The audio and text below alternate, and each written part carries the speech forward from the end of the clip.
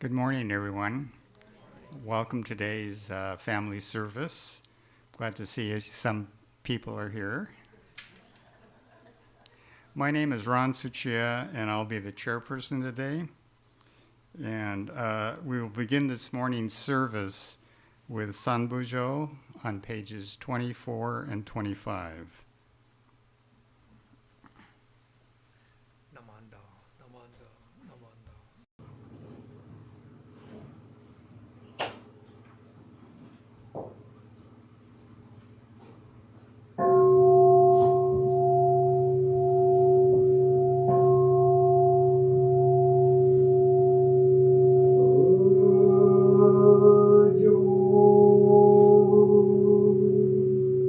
Hey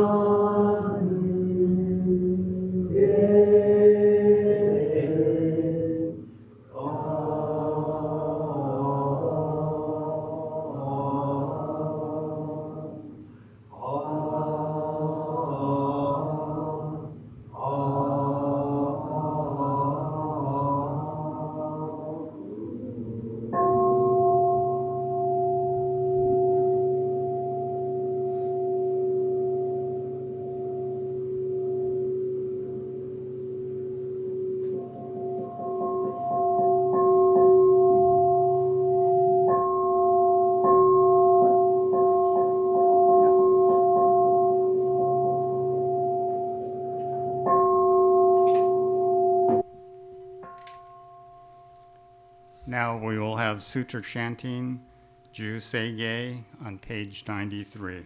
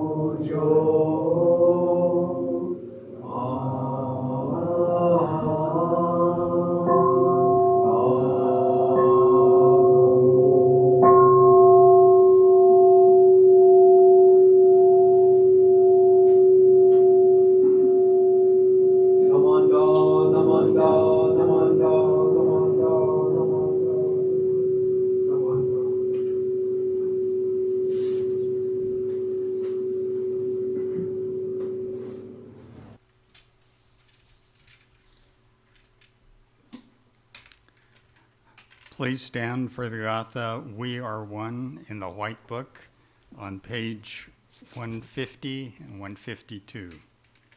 Remain standing for the reading of the Golden Chain on page 15.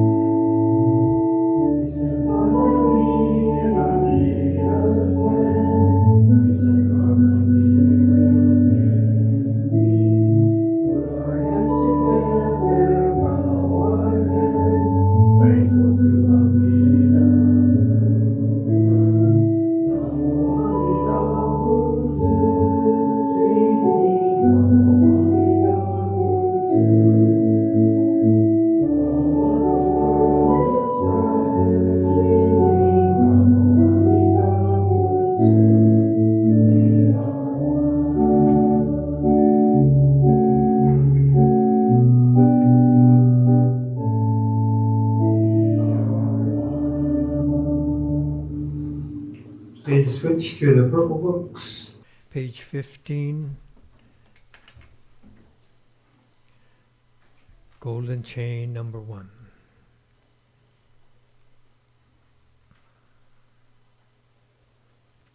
All together. I am a link in Amida's golden chain of love that stretches around the world. I will keep my link bright and strong. I will be kind and gentle to every living thing and protect all who are weaker than myself. I will think pure and beautiful thoughts, say pure and beautiful words, and do pure and beautiful deeds.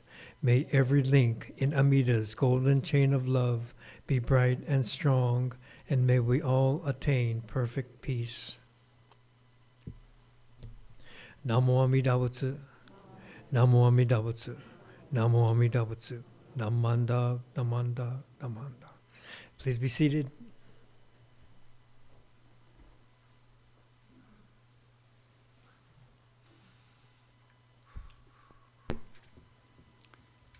Now, Reverend Fujimoto will share a Dharma message with us.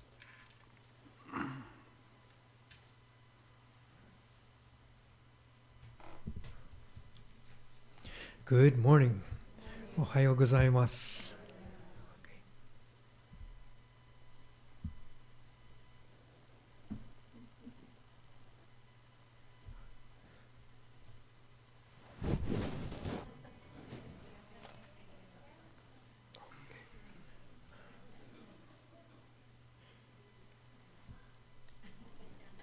Holiday greetings.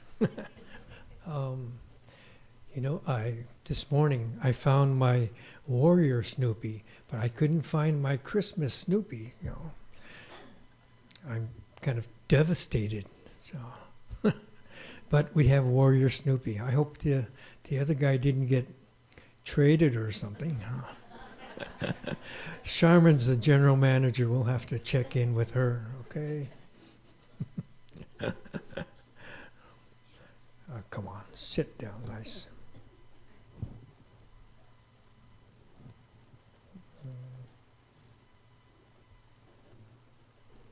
He's got my glove. Let go. Okay. Stay.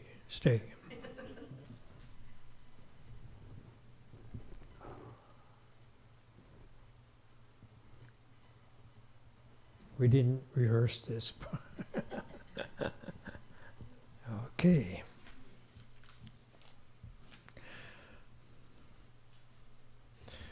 So today, okay, last week we had our Bodhi Day service, and then we were able to have our temple general meetings, and it was nice that we had many people here, and I think it's helpful that they're able to listen to all the reports from the committees and groups that keep our temple together. So I'm very appreciative of the people who participate in so many different ways. People contribute here and there in different ways here at the temple, whether it's at on the board or working on our special events and all of that. So it's all very appreciated.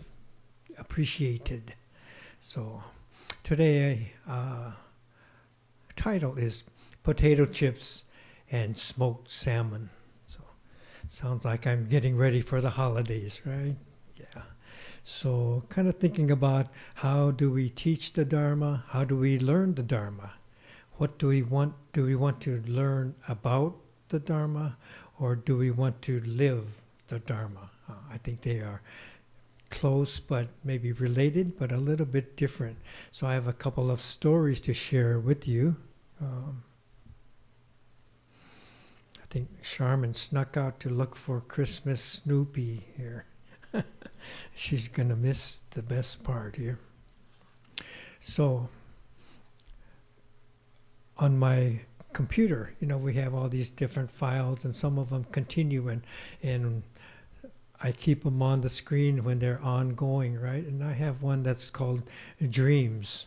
Okay, so when I have a special dream, before I forget, I come in and I write down some notes, the date and the notes of some of the dreams. And I think dreams are interesting, right? Incredibly interesting. Sometimes they can be so quiet. Maybe there's only one or two people in the dream, or sometimes it's a big production, like everyone you've ever met in your whole life is in this dream, right? So they can have such a different span of what comes into mind when you're having this dream. So a couple of days ago, maybe 3 days ago, I woke up in the morning and Charmin had woken up and on the other side, and so I said, potato chips. So, what do you mean, potato chips? I can't talk right now, but I'll tell you later. And we never got back to it. So potato chips. I had a dream about potato chips, okay? And so this is how it went. In my dream, I was at a Buddhist conference. I was sensei, right? Not Dennis or something, but sensei. So I had been invited to this conference, and big hotel, and I was in the parking lot. They told me, come out to the parking lot and you're going to lead the workshop. So, okay. And the people, there's like high school and college age youth, right? And then in one room, the girls were staying there, right? And in another room, the boys were staying in there. And the third room, the parents and advisors were there. And they each had these big balconies, right? So each room had their balcony, and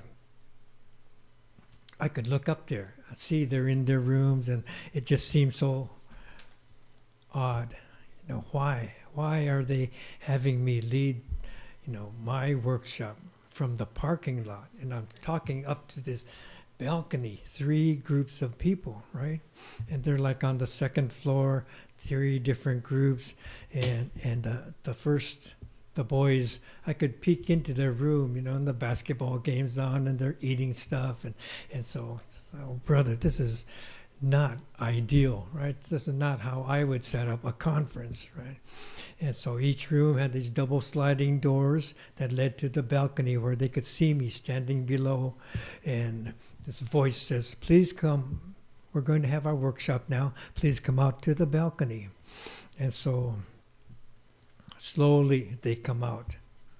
Oh, special entrance. Snoopy, please come up.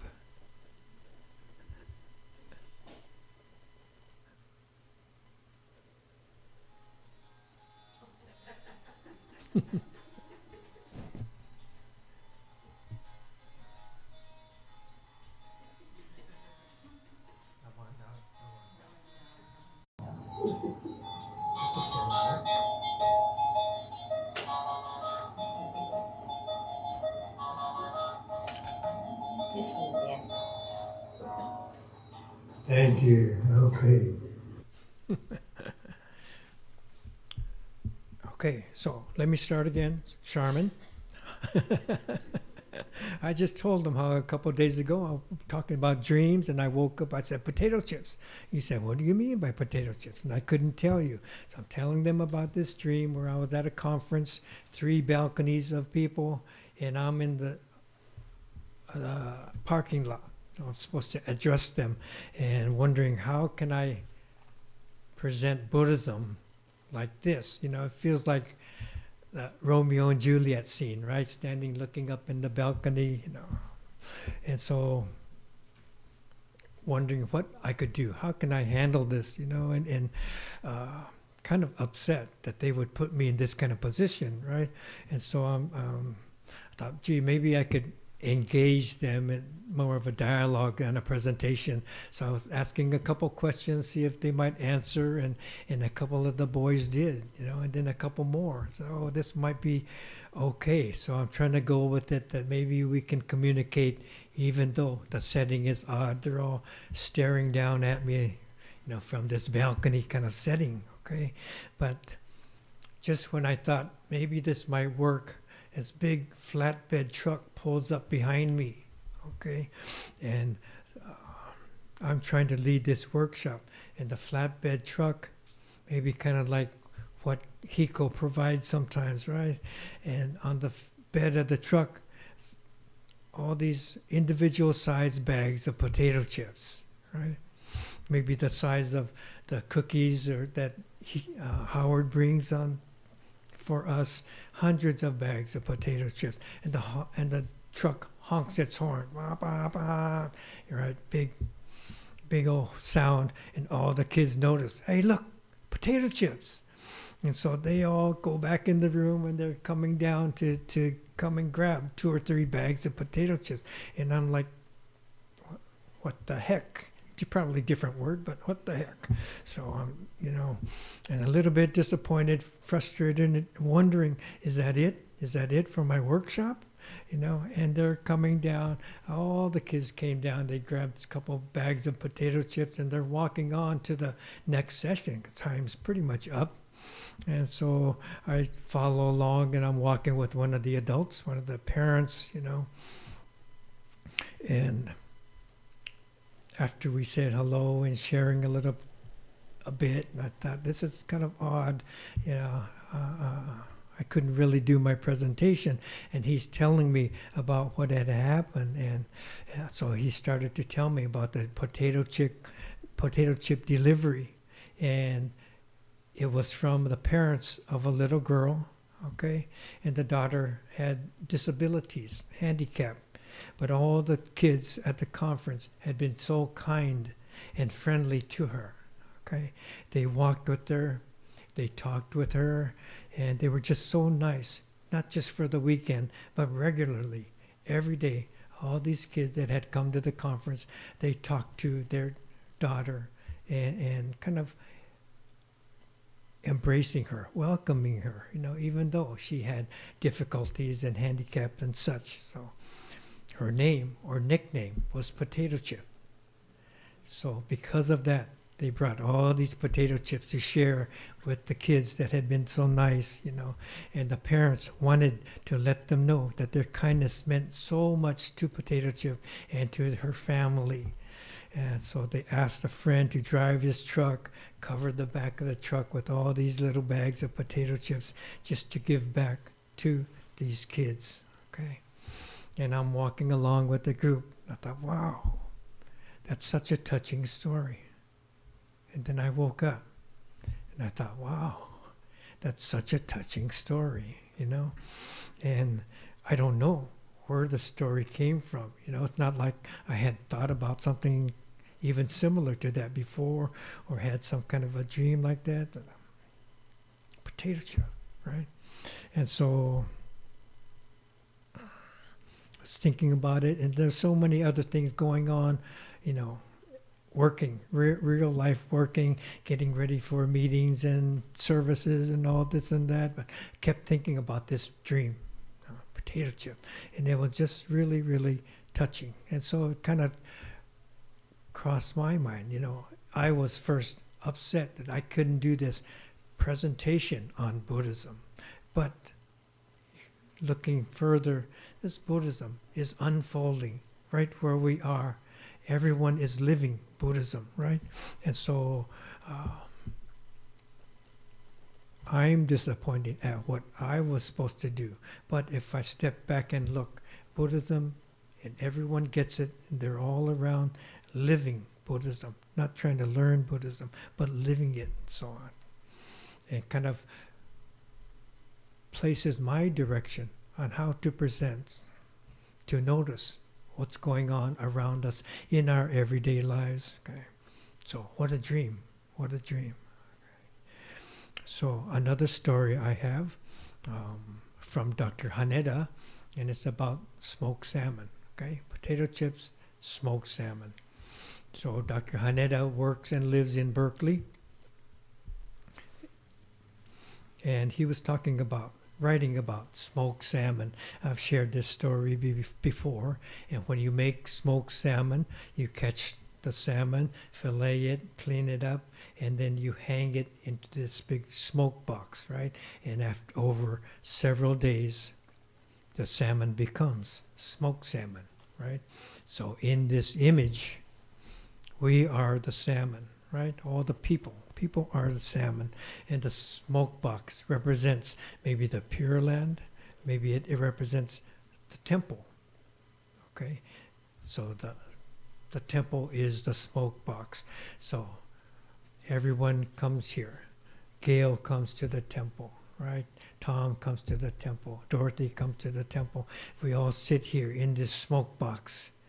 We chant, and we listen to the Dharma together, and we eat together. And as we sit here, we are imbued by the smoke of the Nembutsu teachings, and we become perfectly smoked salmon. That means we become Buddhas. Okay? And so everyone here is becoming perfectly smoked salmon. We are becoming Buddhas as we sit here, chanting together, listening together, saying the Nembutsu together. So if the salmon are put into the smoke box, kept there for a certain length of time, they never fail to become smoked salmon, okay? And it's not because of their talents, not because of their ability, not because of how much they learned, but because they join in together. It is the power of the smoke, the Nembutsu teachings, that transform people, salmon, into smoked salmon. Okay, so this is his story of how we are all smoked salmon, becoming imbued with the values and the teachings of the Nembutsu. Okay, so again, pointing away from trying to learn and push something in my head and train and practice. But rather than that, it's how we live and how we share our lives. Okay. So one more story that I have, and this is from Jeff Wilson. He's written a couple of books, and he's taught some classes and lectures at the IBS and at the Jodo Shinshu Center. Some of you might be familiar, or you could look up Jeff Wilson. You'll find his books. Okay. And he used to practice Zen Buddhism. And this is how he became familiar with the Buddhist teachings, by reading about Zen, trying to learn how to sit properly and everything. And somehow he had come across the Shin Buddhist teachings and started to read and learn about the Nembutsu and Shinran Shonin as well. And in his mind, he kind of separated Buddhist stuff from non-Buddhist stuff. Okay, and this is how he compartmentalized what he's coming to learn about Buddhism. And so Buddhist stuff is like meditating, reading, studying Buddhism, talking with teachers, going to lectures, right? And non-Buddhist stuff is family things, going out with friends, watching a basketball game, having a beer with his buddy, eating ice cream, or maybe doing nothing. Okay, so this is the non-Buddhist stuff. And so he tried hard to be a perfect Buddhist, but it's like you have to ignore the non-Buddhist stuff and get into the Buddhist stuff, right? So he's feeling this division, this separation of himself in how he's looking at all these things. So he's wondering, even though he's trying hard to be Buddhist, things are not working out. And then it kind of came to him that all these relationships that he thinks is a hurdle of his understanding and practice of Buddhism, he says these are the greatest opportunities to hope for, right? As we work with our families and our friends, our fellow Sangha members, he says this is the opportunity. You're moving towards a peace and a compassion and wisdom all the while you're entangled in all these relationships, elders, children, spouses, and things like this. We have these relationships that get tangled. These are our attachments. We don't want to get rid of them, but in the middle of them, we resolve and find a peace within all these things happening. So in his mind, finally he got it, that not to separate Buddhist stuff, non-Buddhist stuff, but it all comes together, and he finds his way, sees the value in finding his way through all these entanglements that we have, right? So I think this is a nice realization that Jeff came to, and as he's learning this about himself, at the same time he's reading about the Nembutsu teachings and coming a little bit further, he got his ordination, became a minister, and he's able to share this path that he went through, trying to make it separate, but no, he was wrong, and to bring it all together. And in the same way, I think you see a similarity in the story of potato chip, in the story of being smoked salmon, and in Jeff Wilson's realization. Okay, so all of these things kind of come together as we come to the temple and live our Nembutsu lives. So I think we want to notice the qualities of Buddhism that we're talking about. They're not cultivated, okay, to make the effort to become good or better people, but they come as we reflect each other. Right? So please join me in Gassho. Namo Amida Butsu. Namo Amida Butsu. Namo Amida Butsu. Okay, thank you. I think it's a good time, especially now, we have holiday activities and events coming up and special meals. We go to visit friends. We go to family comes together a little bit closer and working on things together, decorations and cards and such. And in the middle of all this interaction, we're able to merge the two, to bring our Buddhism into our everyday life and make it merge into one. Okay. Thank you very much.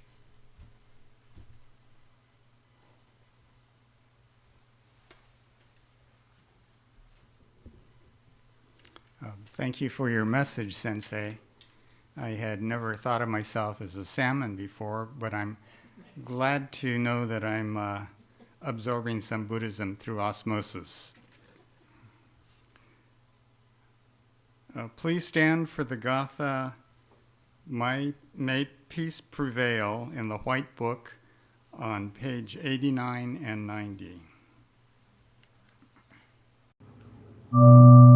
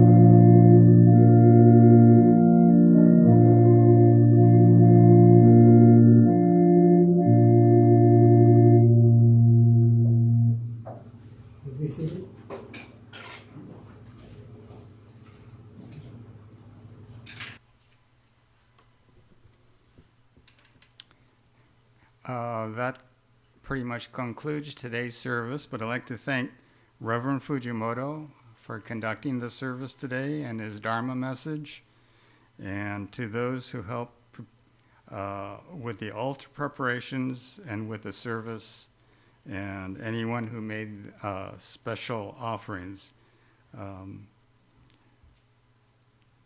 We'd like to also thank Brian, who is in the back room doing the YouTube, and I think he has a helper today learning how to do it. So that's pretty nice. And altar flowers, Jackie and Lenny, and organist, of course, Lenny. And again, all those who have brought refreshments. Are there any newcomers or visitors today? Okay, well, I don't see anybody new here. So we have a few announcements before we close today's service. There are no services for the next 2 Sundays, December 22nd and 29th. On Tuesday, December 31st, we'll have our Joya, the end-of-year service, and on New Year's Eve at 3 p.m. And Wednesday, January 1st, we'll have the New Year's service starting at 10 o'clock. We have a last reminder of the Abwa food drive, monetary donations only, and that'll end on December 31st. And the proceeds will go towards the Alameda County and Alameda food banks. Are there any other announcements at this time? Sensei? Mm-hmm.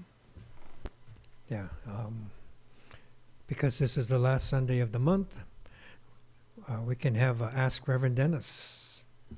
So, but I have none. Nobody sent me anything, so it's going to be a short one. Do we have any questions? Any thoughts? I found a nice thing. Hey.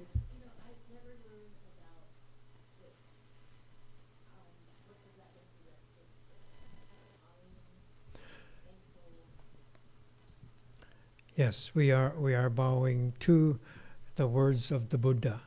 So just like when we say itadakimasu, yeah, so that's called itadaku.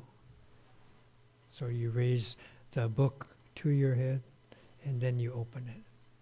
Yeah. Right.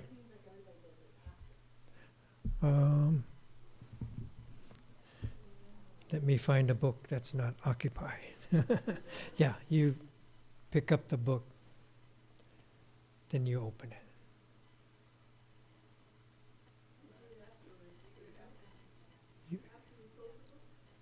After 2, yeah, when you're done, yeah. But I thought you meant open to the chant and then, but no, right.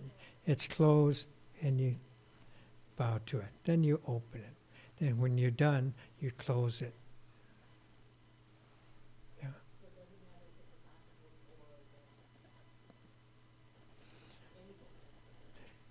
And when you are reciting the words of the Buddha, yeah, so, yeah, not like Reader's Digest or something, okay? Yeah. Yeah, good question. Kind of like when you come in, you bow, and when you leave, you bow. So same thing, you're entering the realm of the Buddha. You're expressing your gratitude for the guidance provided. Yeah. Yeah, good question. So just this morning, there are bulletins and newsletters that come from other temples, and I opened one of them, and one of their assistants had written article. So I'm curious, what is Buddhism? And so she was writing about, this is from Idaho, Oregon, but she was writing about when she was growing up, never talked about how you answer those kind of questions, and they had a discussion with some of the people there, and how do you answer as youngsters or as teenagers when you're asked, what is Buddhism? And lots of times we're not asked and we're off the hook, or sometimes it's kind of uncomfortable because we don't know exactly what to say, right? And when she got older, after high school, maybe she could talk about Four Noble Truths or Eightfold Path and some basic teachings kind of thing. She went. I think there were a lot of Christian and Mormon people in her schools, and going to school, it didn't seem much different. They would go to Sunday school, we go to Sunday school, and nobody talked about what actually happened there. Not too much. And so she could slide through all those times. She went to, some kind of Nazarene college or something like that. And of course, she was the one that was assigned to study Buddhism or volunteered to study about Buddhism and trying to consider what can she say to respond to those kind of questions. And someone was talking about the elevator speech, something that you can explain in 30 seconds, an elevator ride, that length of time. What can you say to if you're asked, what is Buddhism about, right? And it's not that easy. What would you say? What would you say? What do you say, right? And maybe it's a good one. Maybe you need to work on it. And even with the young ones, it's kind of like they're put on the spot when they don't have anything to clearly say. And some of the ministers, maybe we should give them a little bit ammunition, to protect themselves. What can they say in those situations where they're confronted with that, right? I remember being in college, UC Berkeley, and one of the professors, found out that I'm Buddhist and asked me about Vesak, right? And Vesak is what most of the Buddhist traditions, the birth, death, and the enlightenment of the Buddha are all clumped together and celebrated, right? And we don't celebrate Vesak in our Jodo Shinshu tradition. So I don't know what that is, So, isn't that the most important day for all Buddhists in the world? And I felt embarrassed, I should know, but never even heard of it because we don't do that here. We don't acknowledge that here. So, yeah, it's not so easy. So she found some quotes, wrote down some things that other people shared with her, and there's a Georgette from Seattle. This is what Georgette contributed. Buddhism is a way to understand the world. How to understand that one is dependent on so many actions and conditions. As your comprehension grows, know that you are Buddhist enough, just as you are. Okay? There's some good things there. There's some confusing things there. But basically talking about all the causes and conditions that come together in our life. So, Kevin, Buddhism is a way of being in the world, an intentional approach of compassion, kindness, hospitality, in love. Engaged in the three treasures, Buddha, Dharma, and Sangha, remaining present in each moment, on the exterior and the interior. The epiphany of Buddhism is that it elevates the inside, the heart, and the being of each soul that abides in this way of life. A holistic way, just as you are, just as we are, for a greater good, the common good, with reverence, wisdom, and compassion. Nice collection of words, but way too long, right? That's the elevator. Everyone got off the elevator already, So I'm not so sure about that one. But what would we say? And then she, the writer, Kathy, wrote, according to my dad, living in harmony with reality. That one I like, yeah. And Kathy, her own conclusion, my bomboness of being accepted unconditionally. Okay, so Bombo means ordinary foolish beings, being this ordinary person, accepted unconditionally. And those are nice thoughts too, but it's kind of like self-concern. So then it's still wrapped in our ego self kind of thing. So it's not easy. What kind of words would you use to explain your thoughts of Buddhism? How would you understand? How would you be able to be understood? What can you say in 2 sentences maybe? This is your homework assignment. Pass them in January 1st.